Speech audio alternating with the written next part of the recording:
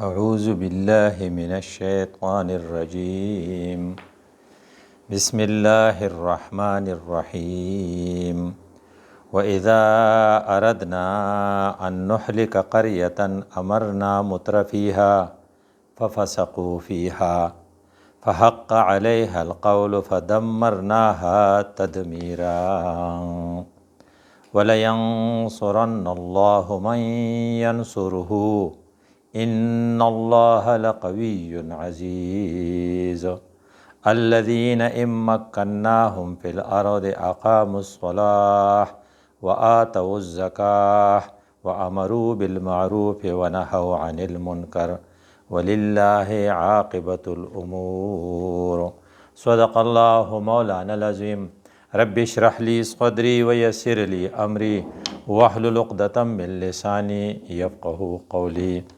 نن د 20-22 اگست 13 تاریخ ته، سبا انشاءالله 14 تاریخ ته، او د 13 او د 14 تاریخ د اگست په منځ کې چې کوم شپه راځي په دې شپه باندې پاکستان آزاد شوی. دا د پاکستان د ازادۍ 75 یعنی 15 کال سالګره ده او دې ته ډایمنډ جوبلی وایي. د دې سالګرې په موقع باندې به بعضې خلق آتشبازي کوي، بعضې خلق به جشن مناوي، بعضې خلق به جنډې اوچتوي او فکرمن خلق به خپل احتساب کوي. په حکمرانانو کې قیمتي حکمران چې پوخا تیر شو حضرت عمر فاروق رضی الله عنه، او هغه ویلو چې حاسبو قبل ان تحاسبو، ستاسو ځان سره په خپل حساب کوئ د دې نه مخکې چې ستاسو سره بل څوک حساب وکړي او ستاسو سره حساب کیدی شي. نو د کال په اختتام باندې هر هوښیار سړی په کار ده چې ځان سره حساب وکړي چې په دې 13 کال کې کم زیاتی و چې زما د لاسه وشو، کم کارونه په کارو چې ما نه دي کړي، او آینده دپاره ماله څه احتیاط پکار دی. دا د هوښیارو خلقو نښه ده. رسول الله صلی الله علیه وسلم دې خلقو ته چې کوم ګایډلاینز ورکړي دي چې که ته خپل اسسمنټ او خپل اندازه کې، نو یو فارموله یاد ساته: من سواه یومان فهو مغبون. د چا چې 2 ورځې یو شان وي، نننۍ او پرونۍ ورځې یو شان وه، دا سړی په خساره کې دی. پکار ده چې نننۍ ورځ تا د پرونۍ نه ښیي، خو چې د چا نننۍ ورځ د پرون نم خراب وي، نو دا د خسارې نم پاخوا دی. نو پاکستان چې د الله یو لوی نعمت او د دې نن نه 75 سال مخکې د کم کسانو د محنت د برکته موږ ته میلاو شوی، په هغې کې یو قید اعظم رحمت الله علیه، یو علامه اقبال، او په علماو کې مولانا اشرف علي تانوي رحمت الله علیه او شبیر احمد عثماني رحمت الله علیه. دا داسې یو ګران کارو خو ډېر په اسان وخت کې شو، تقریبا 100 سال یعنې 2 کاله جدوجهد هغې کړی او د هغې په برکت باندې چې په 1940 کې شروع کړی و، نو 1947 کې پاکستان د 27 رمضان یعنې د شب قدر په شپه باندې الله په وجود کې راوست. دا دومره لوی نعمت و چې د دې اندازه ر دې نه ولګوه چې په پاکستان کې موجوده پاکستان کې په 2022 کې تقریبا 22 کروڑ یا 23 کروڑ مسلمانان دي، خو هم دومره لګبګ 22 کروڑ یا 21 کروڑ یا 20 کروڑ په انډیا کې دي. خو د انډیا د مسلمانانو بچي سار په سکول کې تلاوت نشي کولی په اسمبلی کې، او د انډیا د مسلمانانو بچي لب پہ آتی ہے دعا بن کی تمنا میری نشي ویلی، او هغې ته د انډیا جنډا یا د هغې هغه د هندومت هغه ترانه ویلي، غوا نشي حلالولی، او که په دروغې په چاره واړول چې تا غوا حلاله کړې ده، نو د مسلمان خیر نه بلکې جوماتونو ته پسې دننه ځي او حملې پې کړي دي.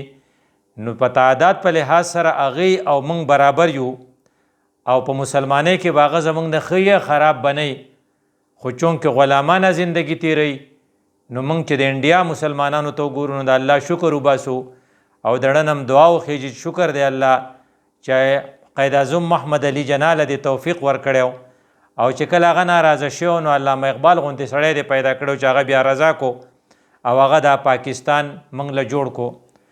خو بل طرف ته چې موږ خپل احتساب کو، نو د دنیا په ځمکه واحد ملک چې د خپل پیدایش نه 25 کاله پس د غټ رور یا غټ بازو چې د آبادۍ په لحاظ سره په دې کې زیاتو اتی جدا شو د هغې نه بنګلادیش جوړ شو. قرآن موږ ته ویلو، موږ قرآن وکتو، هغې وی چې قرآن وی چې لئن اشکرتم لازیدنکم، دا د خدای اعلان دی. واذ تأذن ربکم لئن شکرتم لازیدنکم ولئن کفرتم فإن عذابی لشدید. که تاسو شکر ادا کو نعمت ما در کو نو زه به زیات کم. نو غالبا موږ د الله د نعمت شکر نه ادا کړی، نو الله په هغې سزا په طور باندې موږ ته سقوطي ډاکه وښوه او زموږ نه خپل ملک 25 کاله پس چې دا په دنیا کې لا په یو دنیا کې چېرته د یو ملک سره نه شوي کوم چې زموږ سره وشو، هغه زموږ نه په 1971 دسمبر کې جدا شو او د بنګلادیش په نوم باندې په وجود کې راغی. موږ چې بیا قرآن وکتو نو موږ ته په صورت قصص کې وی وما كنا مهلك القرى الا واهلها ظالمون. موږ کلی ځکه هلاکو چې د هغې خاوندان ظالمان شي. موږ خپل ججمنټ کوو چېرې واقعي موږ به ظلم کړی او د هغې ظلم د وجې نه الله تعالی موږ له دا سزا راکړه. موږ ته الله تعالی چې کوم خبره ښوولې وه چا به کول غواړي نو هغه څه وه ان مکناهم فی الارض اقاموا الصلاة. زه به ستاسو امداد کوم ولینصرن الله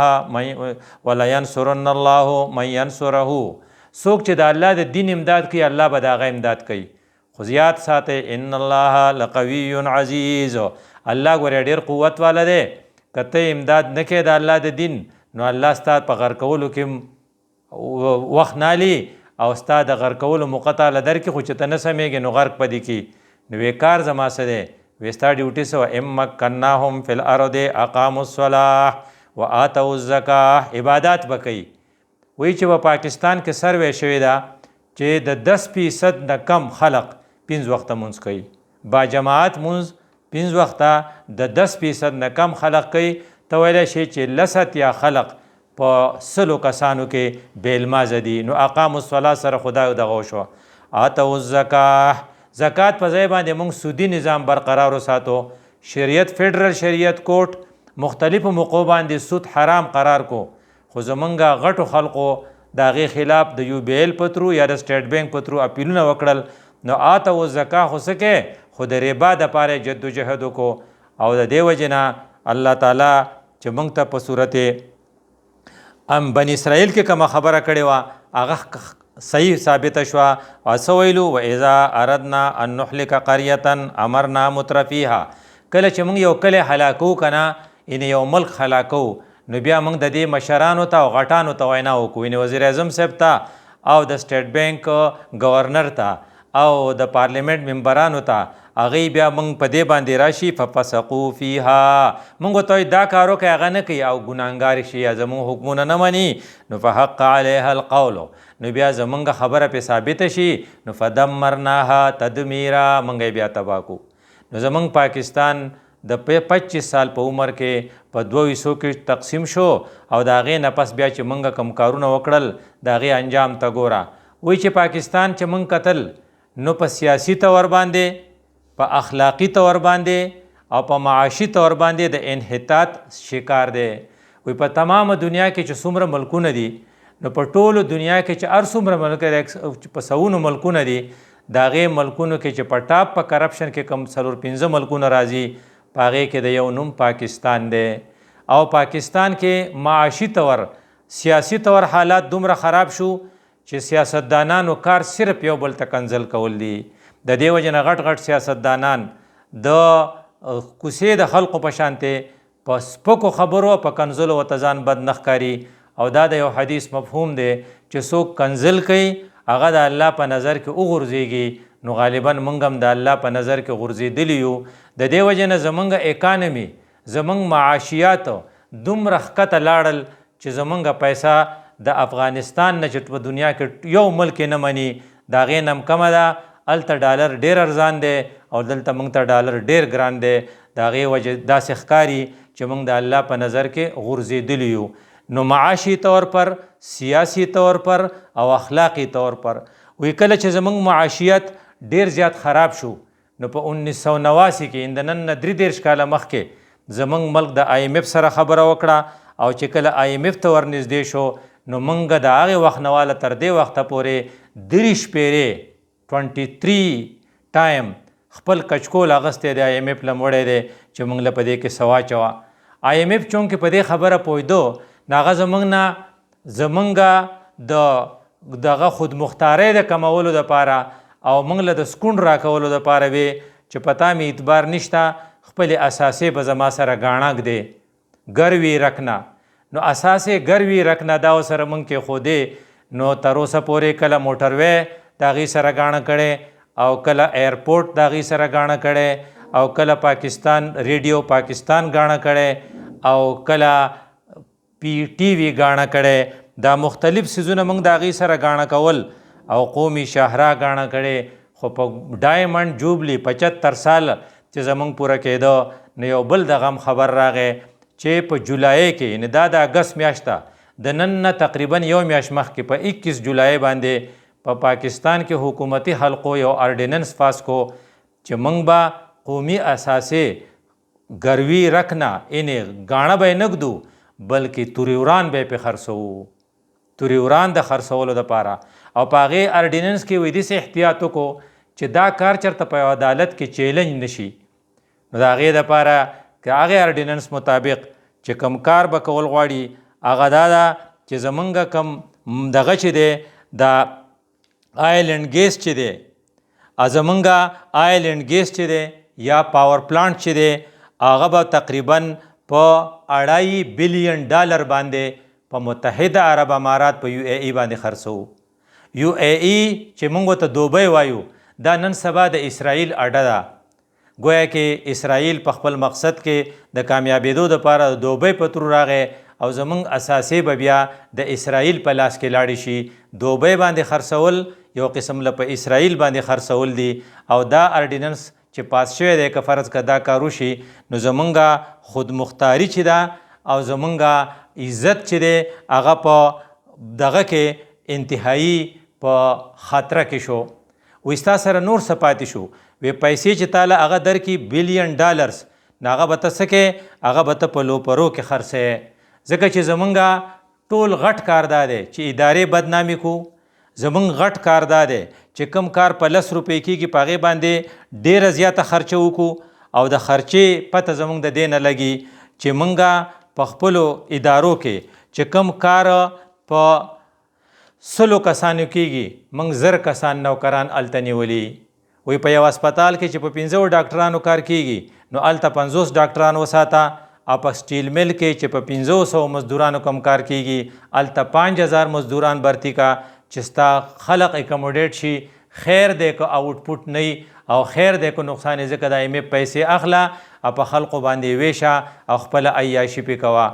وایي ساده مثال والا PIA چې دی دا ستا ایرلاین دی نو په یو جاز باندې بین الاقوامي طور کم چې ریکګنایز حقیقت دی هغه دا دی چې 150 نوکران پکاري خو ستا په PIA په یو جاز باندې 750 نوکران دي 750 ملازمین په یو جاز دي.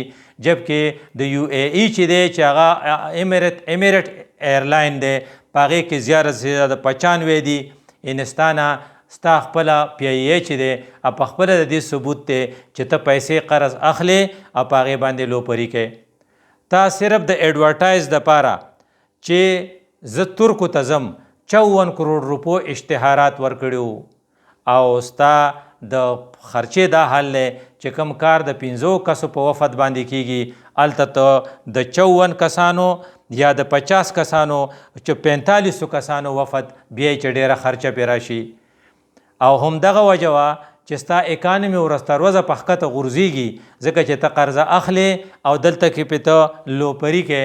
وایي چین د دنیا یو غټ ملک دی او د ټولې دنیا د 1/5 برابر دی خو په هغې کې ټوټل وزیران چې دي 15 دي او ستا هغه د 115 نم زیاتېږي. نو چونکې ستا اخراجات ډېر زیات دي نو چې کله ته په UAE باندې د خپل په $2 بلین خرچ کې او دا پې ته فروغ کې نو دا تا د کور لوښي لرګي خرچ کړل اوس تاسو کره څه پاتې نه دي او دا پیسې به ته چې ستا دغه خوی دا په یو څو ورځو کې ته والوځې چې کله دا پیسې ته والوځې نو بیا به ته وایې چې ماله خو نورې پیسې پکار دي. نو هغوی خاکم بدهن خدای پاک دې دا خبره رښتیا نه کړي او الله دې ډایرکټ مداخلت وکړي چې زمونږ امداد وکړي کینې زمونږ سره بیا صرف 2 اساسې پاتې شي یو زمونږ اټمي اساسه اټمي قوت دی پاکستان، نو هغه به موږ ته وایي چې دا خپل اټمي اساسې موږ له راکئ دوره پیسې والی. او دویم شرط چې کوم ایکسپیکټډ دی چې تاسو اسرائیل تسلیم کئ، ځکه پیسې خو ته لګې الوځې بچ کې خو نه. نو یو څو کاله پس تا داسې حالت پیدا شي چې د دې پیسو په صورت د پیدا کولو دپاره به نعوذ بالله ستا کار دا شي چې ته به خپلې اټمي اساسه خرڅه کې او نعوذ بالله اسرائیل به تسلیم کې. او چې کله دا دوه کاره وشو نو ته دینی طور هم تباه شوې او دنیاوي طور هم تباه شوې، ځکه په تمامه دنیا کې په واحد مسلم ملکو چې دا اټمي قوتو ستا یو روبونه په دنیاوي لحاظ سره د دام ختم شو او اسرائیل تسلیمول بیت المقدس حواله کول دي کفارو ته او فلسطینیانو په سر سودا کول دي، په دې چې الله څومره خفه کیږي ته سوچ هم نشي کولی. وی ته به حیران شي چې دا ملک کم خلقو رخ کړی و د هغه نوم قید اعظم و، هغه دومره با اصوله انسان او دومره غیرتي انسان و چې یو کال ژوندی پاتې شوی 1947 کې پاکستان جوړ شو، په 1948 کې هغه بیا دنیا نه لاړ، خو په دې یو کال کې د اصولو حد قایم کړی چې بیمارو او د زیارت په اسپتال کې داخلو نو کمې نرسې چې خدمت کا هغې ورته وویې چې حضرت که ته ماله سفارش وکړې ما پنجاب ته ټرانسفر کې نو ډېره بخۍ نو هغې ته یې ویې چې بچی د دې دپاره ځان له یوه اداره ده، زه یم ګورنر جنرال پاکستان د دواړو پاکستانانو مشر یم، خو زه دا مداخلت نشم کولی. دا د هغه اصول پسندي وه. غیرت یې دومره ډېر و چې سیکرټري ورپسې راغی چې د برطانیې د ملکې چې اوس موږ د هغې نه جدا شوي یو، د هغې رور د پاکستان وزټ کوي که کراچۍ ایرپورټ ته استقبال له لاړ شي، نو ډېره نره خبره وکړه. وی زما رور چې کله انګلینډ ته ځي نو د برطانیې د ملکې رور به استقبال له راشي، نو چا نه راځي نو زه ولې لاړ شم. دا د هغه د غیرت پوزیشن و او د هغه د امانت او د دیانت دا پوزیشن و چې یو پیری یو کس لیږلی و 38 روپۍ 50 پیسو اینې 2 کم 40 روپۍ د پاسه پې 50 پیسو سودا یې کړې وه. وی دا سودا څیزونه راته وښیه، هغې سړي ته یې وې اچو ته وښول وی دا څه دي او دا د چا دي؟ وی په دې کې دا څیزونه ستا د خور فاطمه جنا دي. هغه وی دا پیسې به د فاطمه جنا د اکاونټ نه کټ کې، دا به د پاکستان د اکاونټ نه کټ کیږي. نو کله چې ستا حالات دومره یا شو وی دا به د پاکستان د اکاونټ نه کټ کیږي، دا به دغه د اکاونټ نه کټ کیږي. د هغې په برکت باندې هغه د دیانتداري شو کړه، نو هر شی ټیک روانو. خو چې کله ما تا ته میلو شو نو زما ستا ټول کوشش دا دی چې مونږه سرکاري گاڑی چې په هغې کې سرکاري پیټرولي هغه اکثر چې ته د سیل ځایونو ته لاړ شې، که هغه مالم جبۍ، که هغه ګبین جبۍ او که هغه ستا سره مهوډنډي، که هغه مري، که هغه کاغاني، نو هلته کې به ته سرکاري ګاډي نمبر پلیټونه یینې چې په هغې کې به د سرکاري خلقو بچي فیملی ناستي او د دې به مس یوز کوي. یو طرف ته دا وي، بل طرف ته چې یو سړی ستا د پارټۍ ممبر شي نو هغه به امریکې او برطانیې سیل په سرکاري خرچه باندې کې. د مشرف په وخت کې خو حد شو ځکه چې سیاستدانانو 2 ارب ډالر قرضې ځان ته معاف کړې وې، 2 ارب ډالر کې قرضې معاف کرائے گئے تھے. او د دې وجې نه الله تعالی چې کوم قانون رخ کړی چې تاسو ناشکري وکړه نو لئن کفرتم نو فإن عذابي لشدید. نو قرآن چې موږ ته کومه خبره کړې وه د هغې په نظر پته لګي چې موږ د الله د دې نعمت شکر نه ادا کړی. الله چې موږ ته کومه خبره کړې وه اقاموا الصلاة واتوا الزکاة وامروا بالمعروف ونهوا عن المنکر، دا موږ نه دي کړي. نو په دې ډایمنډ جوبلی په موقع باندې چې نن 13 اګست او سبا 14 دی، فکرمن خلقو له پکار دی چې د الله نه دعا وغواړي چې الله تعالی موږ ته معافي وکړي. زمونږ دا ملک چې کوم په انحطاط روان دی، هسې نه چې زمونږ اټمي قوت په امریکا په اسرائیل خرڅ شي، او هسې نه چې زمونږ د خولې نه د اسرائیل د تسلیمولو خبره وخیږي. زمونږ مشران او زمونږ دغه چې دي هغې ټول کارونه د لوپرۍ کوي چې د هغې دا لوپرۍ ختم شي. د هغې واحد حل چې دی هغه اجتماعي توبه ده چې ټول توبه وباسي او د الله نه وغواړي چې زمونږ دا ډایمنډ جوبلی چې دی د دې د برکته زمونږ په ملک کې د احساس ذمہداري پیدا شي او زمونږ کسان چې دي د خپل ملک غم وکړي او دا کومه لوفري چې موږ شروع کړې ده دا ختم کړي، ځکه دا د الله تعالی په لاس کې زړونه والف بین قلوبکم، الله ستاسو په زړونو کې مینه واچوله. نن سبا زمونږ په زړونو کې نفرت دومره ډېر دی چې موږ د انډیا د دشمن د اسرائیل دشمن سره ملاقات ته خو تیار یو، خو زمونږ سیاستدانان د یو بل سره په پارلیمنت کې لاس میلاوېدو ته تیار نه دي چې دا نفرت په محبت کې بدل شي او د شرک دا تصور په وحدت کې بدل شي او د الله د امداد دپاره چې الله ویلو زما د دین امداد تاسو وکړئ نو زه به ستاسو امداد کوم. نو چې دې قوم ته الله توفیق ورکړي چې د الله دین ته فکر شي، چې د الله امداد د دې ملګری شي او دا پاکستان د مزید تباہی نه بچ شي. اقول قولی هذا استغفر الله لي ولكم ولسائر المسلمين.